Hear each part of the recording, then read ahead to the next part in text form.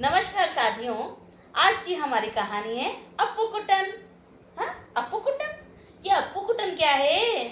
ये एक प्यारा सा छोटा सा हाथी है जो कि राजकुमार के साथ खेला करता था। अच्छा। हाँ, एक बहुत बड़ा नगर था।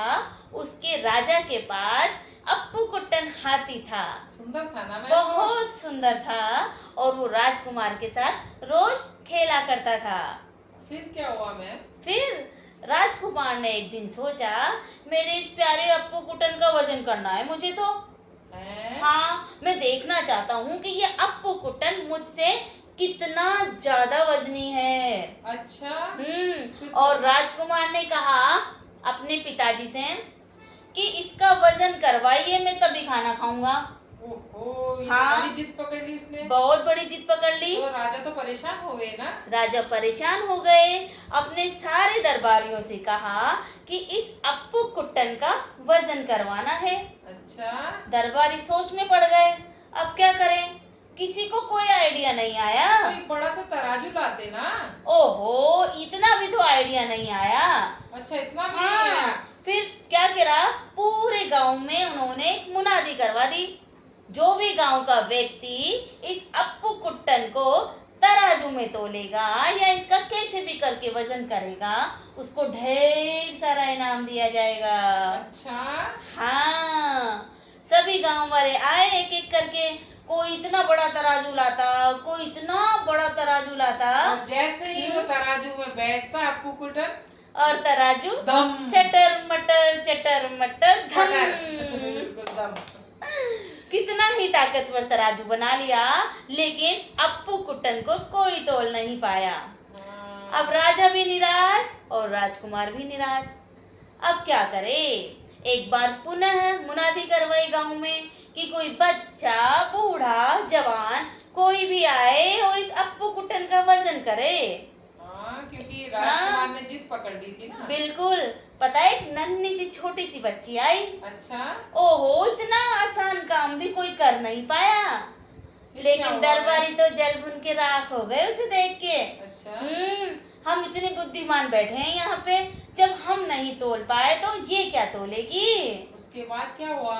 उस छोटी सी बच्ची ने राजा से कहा कि महाराज जी, जो मैं कहती हूँ आप वैसा करते जाइए और इस अप्पू कुट्टन का वजन हो जाएगा।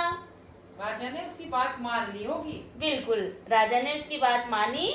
उसने एक बड़ी सी नाव मंगवाई और सब दरबारियों को और गांव वालों को नदी के किनारे लेकर गई।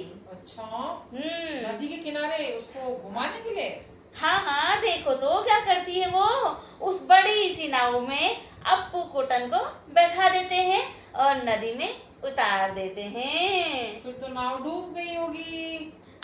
नाव डूबी तो नहीं। इतना मोटा हाथी चढ़ने के बाद भी नहीं ना, हिचकोले जरूर खाने लगी थी। हिचकोले। राजकुमार तो डर ही गया होगा। राजकुमार बेचारा डरने लग गया। मुझे तो अप्पू कुट्टन का वजन करवाना था, इस छोटी लड़की के चक्कर में मेरा हाथी ना डूब जाए कहीं। लेकिन वो हिचकोले खाती नाव धीरे धीरे स्थिर हो गई और उस लड़की ने जहाँ नाव स्थिर हुई वहाँ पानी के सहारे निशान लगा दिया कि पानी में इतनी नाव डूबी है। अच्छा। हाँ, फिर उसने कहा अब इस अप्पू कुट्टन को बाहर निकालिए और यहाँ पर 1-1 किलो की बहुत सारी ईंटें लाकर रख दीजिए। फिर क्या किया?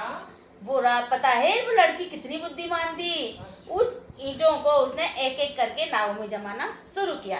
एक एक जमाती गई और तब तक जमाती गई जब तक कि नाव पहले वाले निशान तक नहीं डूबी।